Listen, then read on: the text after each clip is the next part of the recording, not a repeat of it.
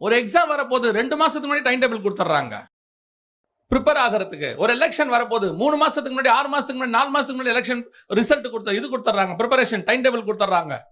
ஆனா சர்ச்சை அந்த ப்ரிப்பரேஷன் காஷனே வரக்கூடாதுன்னு சொல்லுதே. அப்படி ஒரு மெசேஜ் எனக்கு வரக்கூடாது, வேண்டாம். ஒரு பில்லு பே பண்ணுமா, அந்த பில்லுக்கு அவன் 15 நாளைக்கு முன்னாடி பில் அனுப்பிச்சு விட்டுறான், போன் பில் எல்லாம். நீங்க 15 நாள்ல பே பண்ணுங்கன்னு சொல்லி. நீங்க போய் வேலை பார்க்குற இதுல போய் பாருங்க, கம்பெனிஸ்ல பேப்பர் 3 மாசத்துக்கு முன்னாடி, 6 மாசத்துக்கு முன்னாடி நீங்க கொடுக்கணும். சடனா வேலையை விட்டு நிக்க முடியாது. எல்லாத்துக்குமே ஒரு ஆயத்தம்னு ஒண்ணு இருக்குது இல்ல. ஆனா சர்ச்சுக்கு மட்டும் ஆயத்த செய்தி கூடாது. அதை பத்தி பேசினா தப்பு, மோட்டிவேஷனுக்கு அதிக அகைன்ஸ்ட் இது.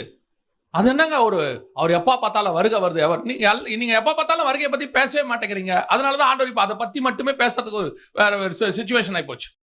முந்தையெல்லாம் ஒரு கன்வென்ஷன் சொன்னா 3வது நாள் மட்டும் வருகையை பத்தி பேசுவாங்க. இப்ப வருகைக்காகவே 3 நாள் வைக்கிறோம்னா என்ன அர்த்தம்? அவ்வளவு அதுக்கான நீடு வந்துருச்சுன்னு அர்த்தம். அதுதான் இன்னைக்கு காரணம். அப்போ உங்களுக்கு முதல்ல அத்தனை பேருக்கும் அந்த காணாதவைகளை குறித்து ஒரு என்ன இருக்கணும், ஒரு தேவ எச்சரிக்கை